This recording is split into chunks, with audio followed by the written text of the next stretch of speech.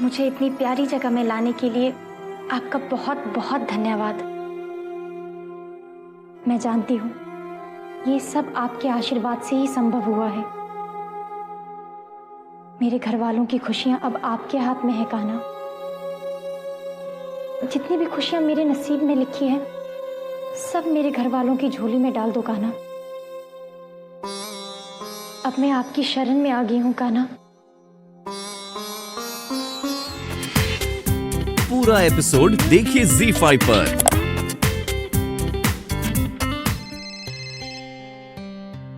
Hello, हाँ मैं विशाखा बोल रही हूँ। मृणालिनी भाभी घर पर हैं? छोटी बहू, दादी माँ कैसी हो? और देव कैसा है? भाई जब से गए हो ना कोई फोन ना कोई खबर। हाँ दादी माँ, मैं बहुत अच्छी हूँ और देव भी बहुत अच्छे हैं। तुम्हें मृणालिनी से बात करनी थी? हाँ, वो मैं वृंदावन आई थी ना दादी माँ, तो मुझे लगा कि मृणालिनी भाभी को कुछ चाहिए होगा, बस इसीलिए। वैसे वो घर पे है ना? हाँ, अभी तो यही थी, शायद अपने कमरे में होगी। एक मिनट, मैं बुलवा देती हूँ। हाँ माधव, बड़ी बहू से कहो छोटी बहू का फोन है उनके लिए। अच्छा बेटा सुनो, मैं है ना मंदिर के लिए जा रही थी, देर हो रही है, ठीक है? तुम अपना ख्याल रखना और देव का भी। अब जी दादी माँ।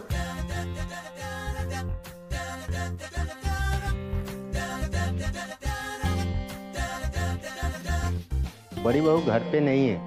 क्या?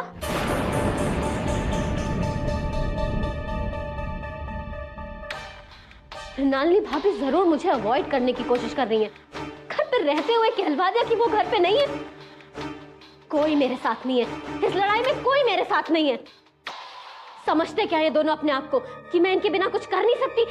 दिखा दूंगी मैं इन दोनों को। अरे इन दोनों को क्या, पूरी दुनिया को दिखा दूंगी कि विशाखा दी ग्रेट सुपरस्टार है।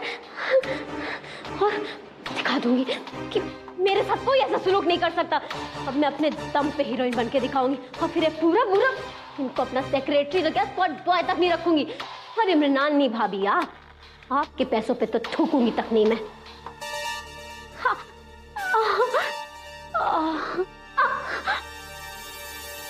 कुछ ना कुछ तो करना ही पड़ेगा मुझे। देवो, अरे विवेक भैया आप कब आए? बस शाम को ही आया हूं।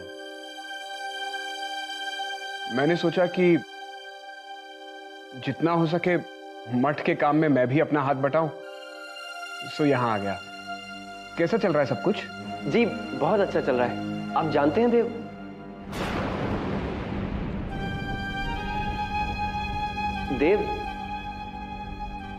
आज मैं वृंदावन के बाहर कुछ प्लॉट्स देख कर आया। सब कुछ देखने के बाद मुझे 3 जमीन बहुत पसंद आई, तो आप इनमें से एक जमीन को चुन लीजिए।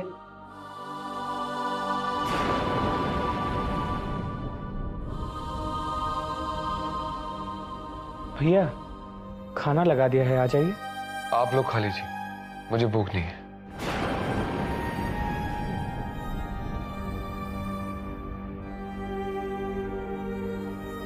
केशव, तुम हाथ मुंह धो लो और कपड़े बदल लो, फिर हम लोग साथ ही बैठकर खाना खाते हैं। जी।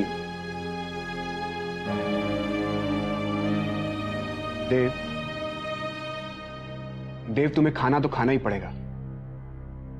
इस तरह भूखे रहकर कुछ भी ठीक होने वाला नहीं है। भैया मुझे सच में भूख नहीं है।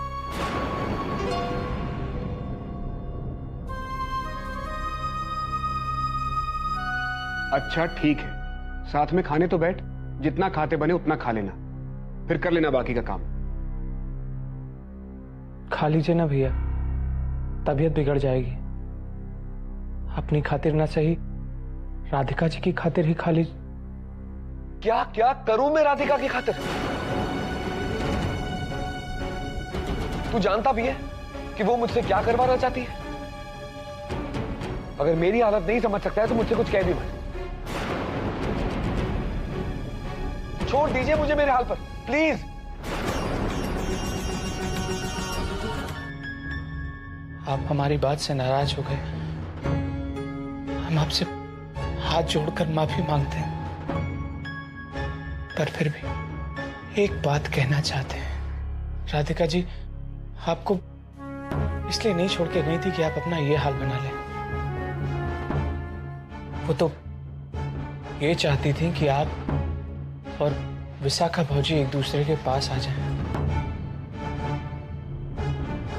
और आप अपने आप को ये सजा देकर उनका बलिदान व्यर्थ कर रहे हैं भैया।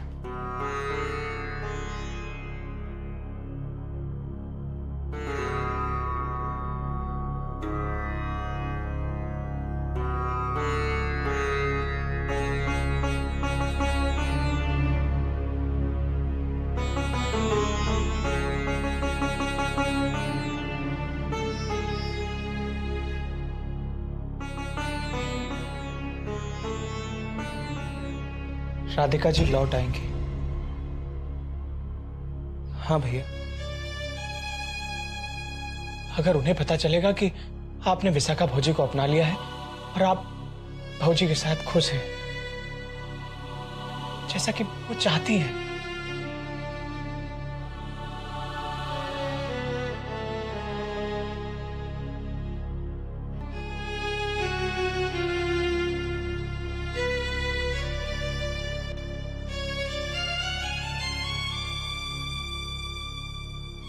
राधिका जी लौट आएंगी। अगर उन्हें पता चलेगा कि आपने विशाखा भौजी को अपना लिया है और आप भौजी के साथ खुश हैं। तू क्या कर रहा है देव? वो क्यों नहीं करता जो राधिका चाहती थी?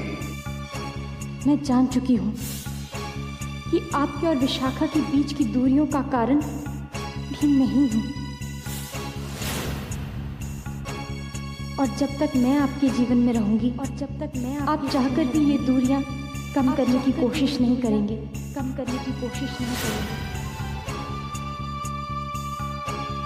इसलिए मैं जा रही हूँ आपसे दूर, अपने घर से दूर, सबसे दूर। राधिका जी लौट आएंगी। तू क्या कर रहा है देव?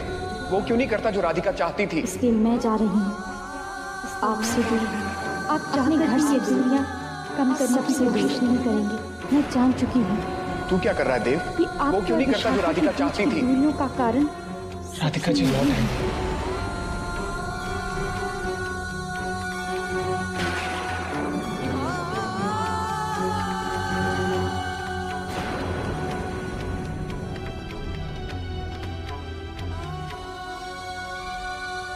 तुम लौट आओ राधिका, तुम जैसा चाहोगी मैं वैसे ही करूंगा, तुम जैसे कहोगी मैं वैसे ही जीऊंगा। तुम अगर ये चाहती हो। अरे वो तो कब से आपकी फिक्र में जी हलकान करे बैठी है। अभी बुला कर लाती हूँ। चाय बना देती हूँ आपके लिए। नहीं, रहने दीजिए। तो जलपान का प्रबंध कर देती हूँ। नहीं नहीं, मैं बस विशाखा को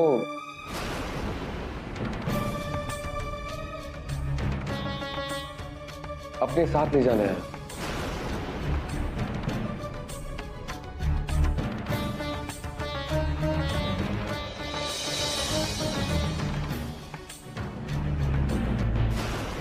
अम्मा जी, सुना आपने? देव बाबू विशाखा को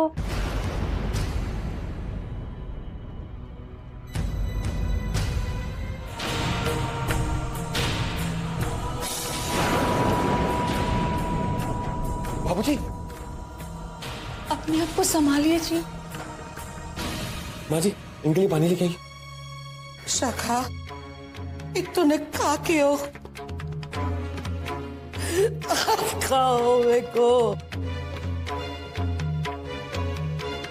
आप ठीक तो है ना बाबूजी?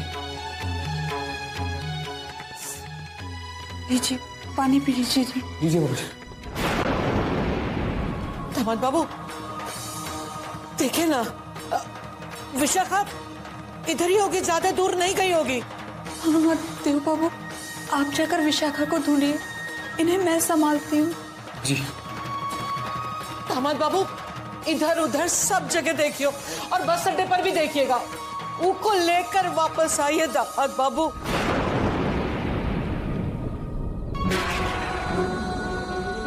पानी पी लीजिए जी। अरे मैं देखता हूँ। हेलो। कौन? विवेक? माँ प्रणाम, कैसी हैं आप? अरे मैं तो अच्छी हूँ, लेकिन तू बता कि वहां जाकर फोन क्यों नहीं किया तूने? नहीं माँ, मैं यहाँ आते ही कुछ काम में व्यस्त हो गया था। अच्छा, देव कैसा है? ठीक है माँ। बात करा ना उससे। माँ, देव विशाखा को शास्त्री जी के यहाँ से लाने गया है। तो क्या विशाखा इतने समय से मायके में थी अपने? हाँ। अरे तो फिर देव का ख्याल कौन रख रहा है इतने समय से? बिरजू था ना यहाँ। खैर जान तो, दोनों आ जाए तो बात जरूर करा देना, ठीक है? जी माँ, प्रणाम। खुश रहो बेटा।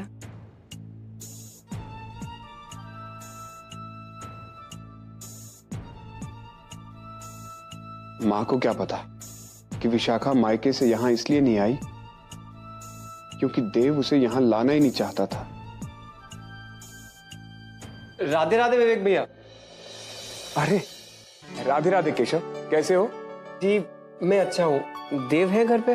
देव विशाखा को लाने उसके मायके गया, बस आता ही होगा।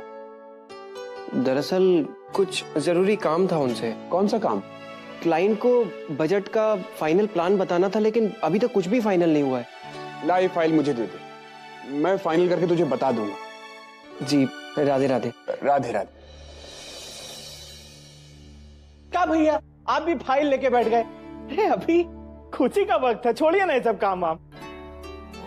भौजी एक बार घर पे आ जाए तो ये मकान फिर से घर बन जाएगा, है ना? देखो वन्या, अब मुझे बहुत गुस्सा आ रहा है। वन्या, नहीं तो तुम्हें ऐसी डांट पड़ेगी ना कि तुम याद रखोगी। हाँ, नीचे उतरो अभी के अभी। वन्या, नीचे आओ। जानती हो ना, यह आश्रम के नियमों के विरुद्ध है। ओहो, मालूम तो है, पर ये फल अपने आप तो नीचे नहीं गिरते हैं ना। और अगर फल खाने का मन हो तब तो पेट पर चलना ही पड़ेगा।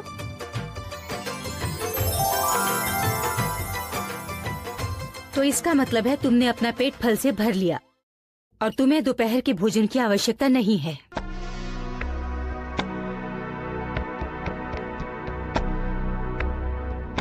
आज अपराह्न का भोजन इसे नहीं देना।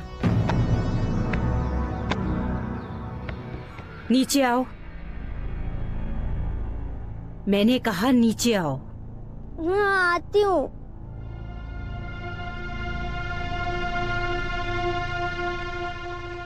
जाओ अपनी कक्षा में।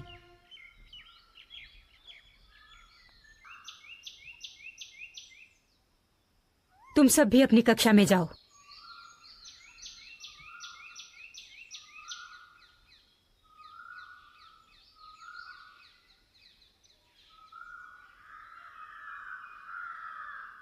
इतनी सी शरारत के लिए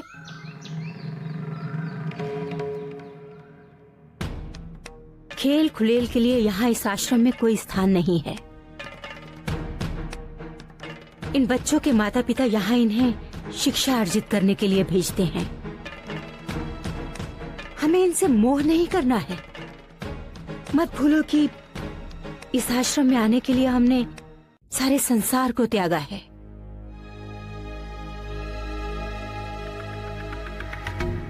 मैं आशा करती हूँ कि तुम अपने सारे मोह त्याग चुकी हो।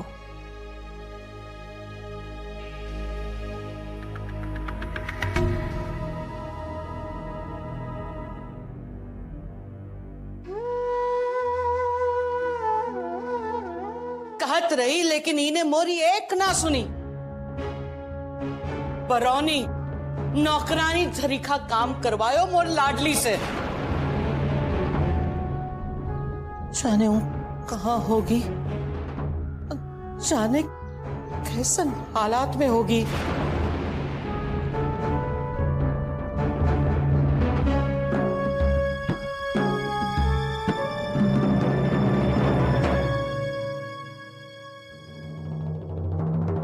दामाद बाबू, दामाद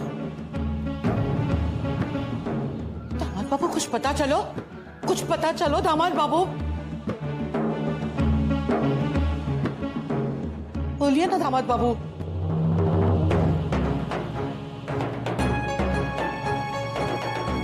मैंने विशाखा को हर जगह ढूंढा पर मुझे उसकी कोई खबर नहीं मिली।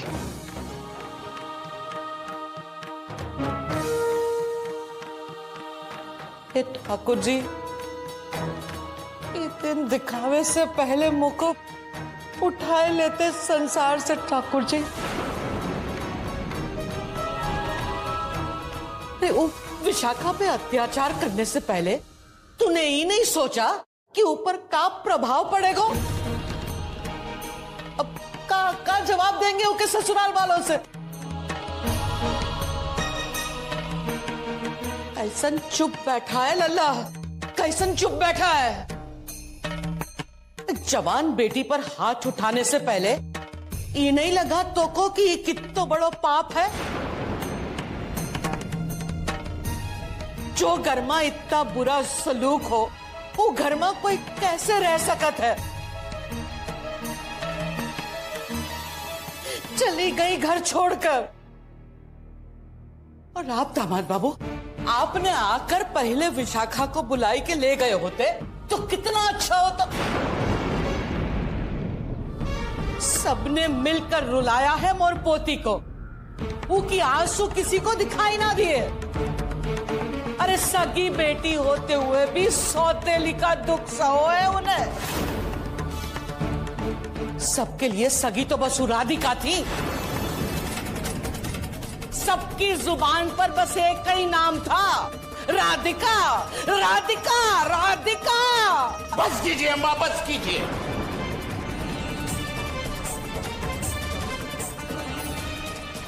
दूसरों पर दोषारोपण कर रही हैं। यथार्थ में यदि कोई दोषी है तो आप हैं, केवल आप। आपने हर समय विशाखा के अनुचित कृत्यों को प्रोत्साहन दिया है। आपके अद्र प्रेम ने उसे मार्ग से भटका दिया है और इसी के कारण ये सब हुआ है। और आप राधिका को दोष दे रही हैं।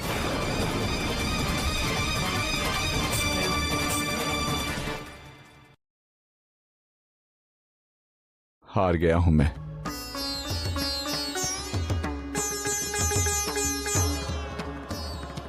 हार गया। अब कुछ नहीं हो सकता।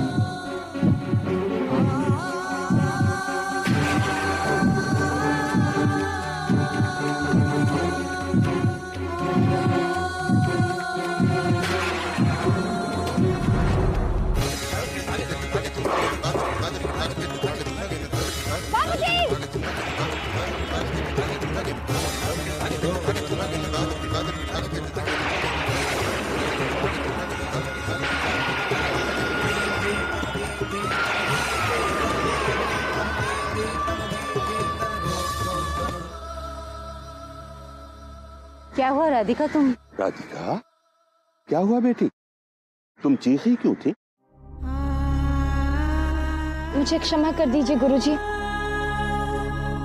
मैं जानती हूँ मुझे इस आश्रम में रहकर अपने घर वालों को याद नहीं करना है, पर पता नहीं क्यों मेरे बाबूजी का चेहरा मेरी आंखों के सामने आ गया और मुझे ऐसा लगा जैसे वो किसी मुसीबत में है।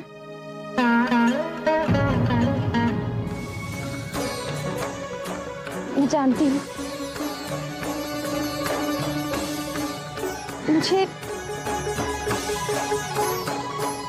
मुझे अपने घर वालों के बारे में नहीं सोचना। मुझे क्षमा कर दीजिए गुरुजी। मैं समझ सकता हूँ बेटी, चिंता मत करो, ऐसा होता ही है। यहाँ आश्रम में अनुशासन से बढ़कर और कुछ भी नहीं है।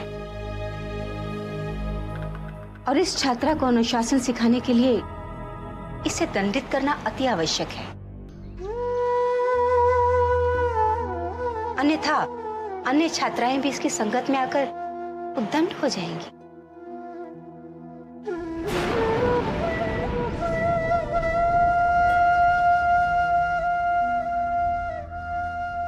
मैंने तुमसे पहले भी कहा है राधिका, यहाँ के नियमों का सम्मान करना तुम्हारा परम कर्तव्य और धर्म होना चाहिए। यहाँ के अनुशासन को भंग किया गया तो यहाँ का वातावरण दूषित हो जाएगा, जो कि अच्छी बात नहीं है। जानकी दीदी, गुरुजी से मिलने के लिए कोई अतिथि आए हैं, उनके लिए जलपान ले जाना होगा। राधिका ले जाएगी।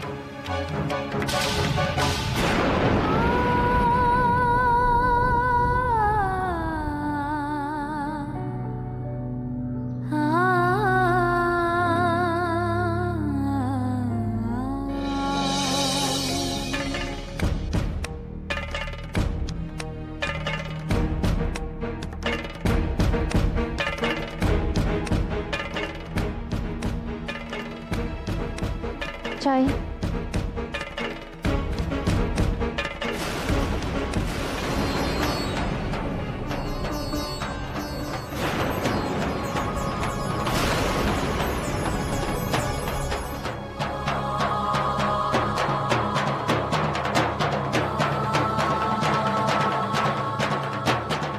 राधिका जी, आप यहाँ इन कपड़ों में? जी, वो मैंने सेविका की दीक्षा ले ली है। सेविका? जी, सांसारिक बंधन तोड़कर भगवान की सेवा में पूरा जीवन बिताने का निर्णय ले लिया है। पर क्या आपके घर वालों को आपके इस निर्णय से कोई आपत्ति नहीं है? बताइए ना राधिका जी।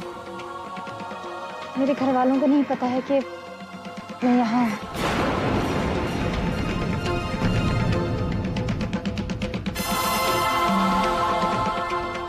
मैं घर छोड़ चुकी हूँ। पर आपके घर वाले आपके लिए कितना परेशान हो रहे होंगे।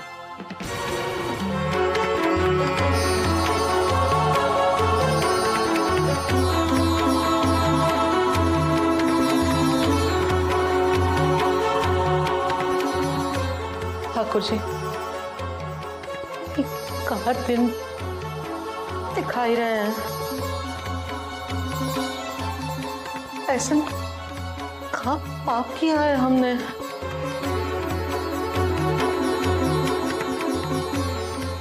ऑक्सीजन सिलेंडर तैयार रखो, हमें उसकी जरूरत पड़ेगी। डॉक्टर साहब, कुछ पता चला?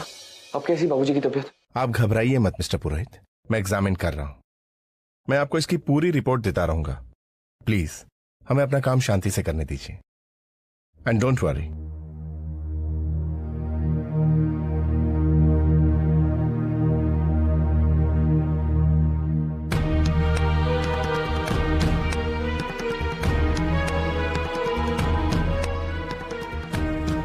जी राधे राधे। राधे राधे।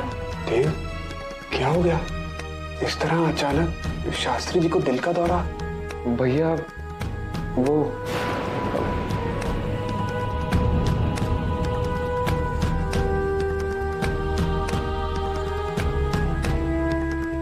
विशाखा घर छोड़ के चली गई है।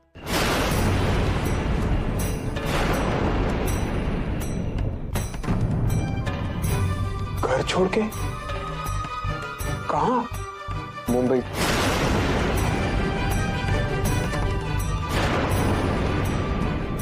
बस यही सदमा बाबूजी सहन नहीं कर पाए और उन्हें दिल का दौरा पड़ गया।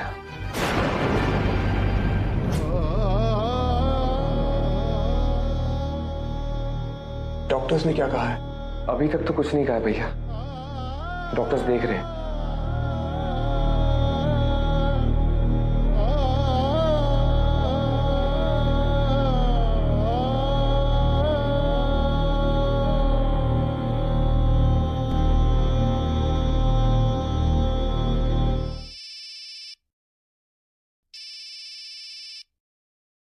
हेलो विवेक भैया, मैं केशव बात कर रहा हूँ। हाँ हाँ केशव बोलो। क्या बात है भैया, परेशान लग रहे हैं? केशव, मैं हॉस्पिटल में आया हुआ हूँ। शास्त्री जी को दिल का दौरा पड़ा है। क्या?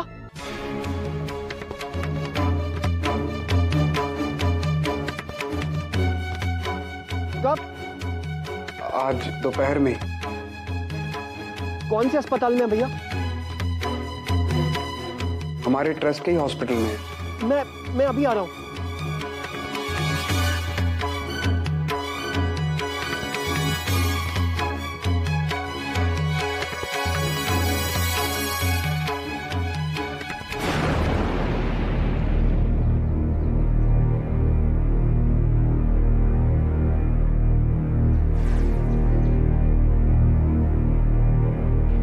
नमस्ते।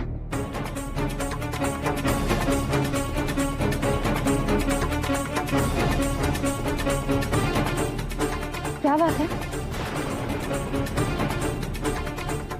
बताइए ना, क्या बात है?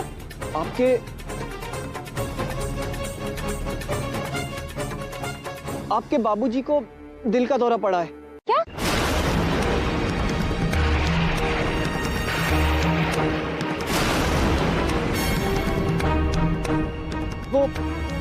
वो अस्पताल में, पुरोहित ट्रस्ट हॉस्पिटल में।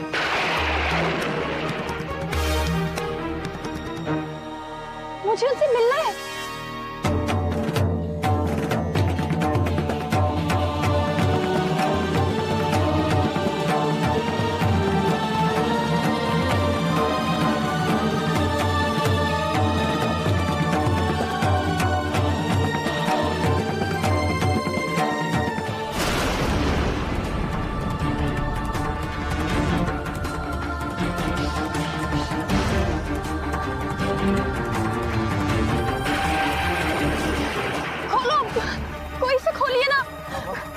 मुझे यहाँ से बाहर जाना है, कृपया करके खोलिए ना।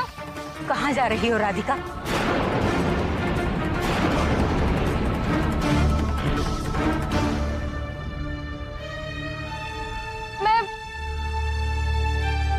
मेरे बाबूजी बहुत बीमार हैं, मुझे उन्हें देखने जाना है। बाबूजी? भूल रही हो राधिका कि एक सेविका के लिए केवल भगवान ही उसका अपना होता है। बाकी कोई नाता, कोई रिश्तेदार नहीं, ना माँ, ना बाप, ना भाई, ना बहन। फिर किस पिता से मिलने जा रही हो तुम? मेरे बाबूजी, जिन्होंने मुझे पाला, पोसा, बड़ा किया। पूरा एपिसोड देखिए ZEE5 पर।